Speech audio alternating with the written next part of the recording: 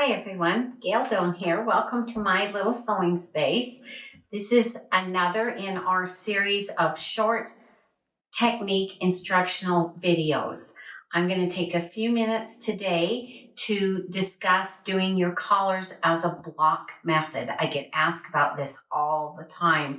I make all my collars in a block, with the concept being what isn't cut can't be stretched. And that's where you can really get into trouble on a classic Peter Pan collar that has a left and a right component to it, that if it's all cut out ahead of time and you're sewing against these bias edges, you can stretch one side differently than the other side and end up with two collars that don't match up particularly well. So a brief version of a block method goes like this. You're going to start with an on-grain block of fabric. I like to put interfacing on the top layer of my collars. So I would have either baby interfacing or another lightweight interfacing fused to the back side of my collar block. I'm going to take my pattern piece, lay this out so you can, there's better. And I'm going to trace around I'm going to watch the grain line of the collar matches up to the lengthwise grain on the fabric. I'm going to trace around the perimeter. I just use a number 2 lead pencil because eventually all these lines get cut off. It's helpful to know where your shoulder mark is, and it's also mandatory that you know which is center back and which is center front. When I traced my collar for the opposite side, make sure that you are flipping your pattern piece over so you're creating a right and a left collar. You're going to make a piece of piping that's big enough to go around the perimeter edge of this. We've done another technique video on making piping, so if you're unsure on this step, refer back to the one on piping. I'm dealing with 3/8 of an inch seam allowances here. I clipped into the seam allowance on my piping approximately every 1/2 inch around the curves here. I took it to my iron and I steam shaped that piping to take on the drawn curve of the collar. And that's remarkably easy to do. If you just lay your piping out and get in there with your steam iron, you don't even touch the iron to the fabric, you just steam it. And bias is so great to work with. It's going to take on that shape. You're just watching that the raw edge of the piping is out here on the pencil line or the perimeter line of your collar.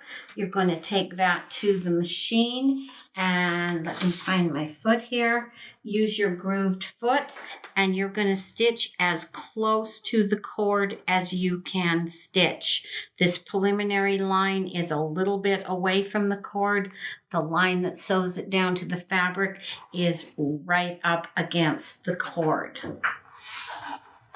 Once that piping has, and I don't put any pins in this, I just let the foot do the work of holding the cord.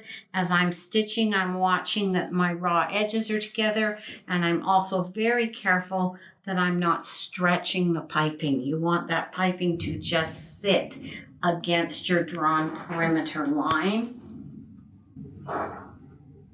Get one that's stitched down here.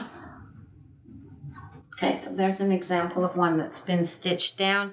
And if you look very closely at this, and you'd have to really look close, well, there's a part where I wandered a bit, but there should be a little bit of a gap or a little distance between your initial stitch line that holds the piping together and the line that's right up against your cord. You're going to take a backing block. This piece is not interfaced. Lay it right sides together, sandwiching the piping in the middle. Get some of this out of the way. And this is easy because you're matching a block to a block. You're not trying to put a curved edge to a curved edge. You would want to flip this over at this point because you've got this perfect line to follow right here. That's the line when you stitch the piping to the front of the collar. Keep using your piping foot, and you're going to do a short, tight 1.5 length stitch right on top of this pink line. That's the line that's holding the piping in place. The whole way around the perimeter of the collar. Tick your needle out. Depends on how many needle positions you have on the machine I constructed this with. The distance between my pink line right there and my blue line right there, which is my second line, is 4 needle tick positions.